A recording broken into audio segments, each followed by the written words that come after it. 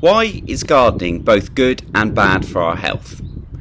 Around this time every year I get a lot of complaints from my clients with bad backs and acute injuries, which put them out of action for a few days and even a few weeks. And it's not my training sessions that are causing these problems, it's gardening. This past month alone I've had 3 clients with gardening related injuries.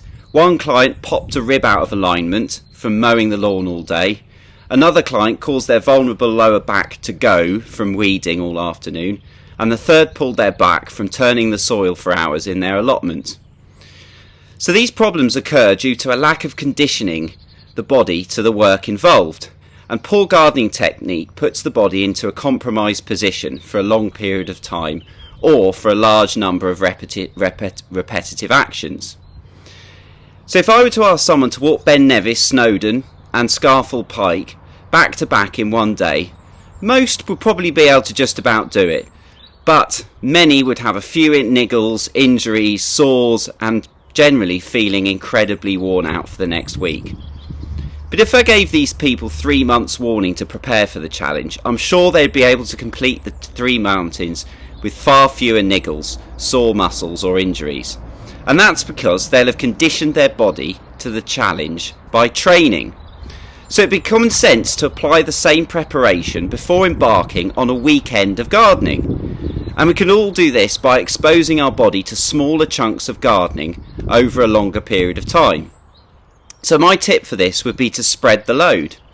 Instead of saving all your gardening jobs for 1 or 2 long days, schedule in more shorter periods of time over a longer duration. For example, 30 minutes of gardening every weekday evening. This doesn't overload your body and gives it time to rest, recover and adapt to the gardening labour. Unfortunately, our bodies, and especially our lower backs, gardening involves doing things to the ground, which inevitably cause us to fall into bad, compromised posture, like being stooped or hunched and bending and twisting. These movements over a long period of time are a recipe for a back catastrophe. So my tip, don't be lazy, use correct form, pick up using the legs, bending at the knee with your back upright. Weed kneeling down, use the right tools for the job. Quite an entertaining YouTube video on how to correctly dig is in the link below, and there are many other YouTube videos showing you correct form for other chores in the garden. But gardening has so many benefits, they far outweigh the possible risks, and if we minimise those risks, we're onto a real winner.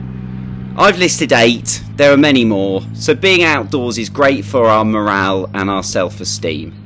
Exposure to sunshine gives us lots of vitamin D. Connection with nature helps ease anxiety and stress.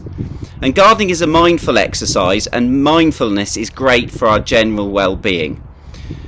Of course, then there's physical exercise. Like gardening, it strengthens the muscle, it burns excess energy stores, aka body fat, improves mood, sleep and stress levels, and also, of course, exercises the heart. You also get a great sense of accomplishment through seeing the fruits of your labour. You actually see a good day's work. Homegrown food, of course, is great for the environment and our bodies. And a garden kept in the right way provides a habitat for wildlife to flourish. So, to summarise, be sensible and using common sense when deciding to venture outside and make the most of your garden, and you'll reap all the benefits and greatly reduce the risk of injury. Cheers.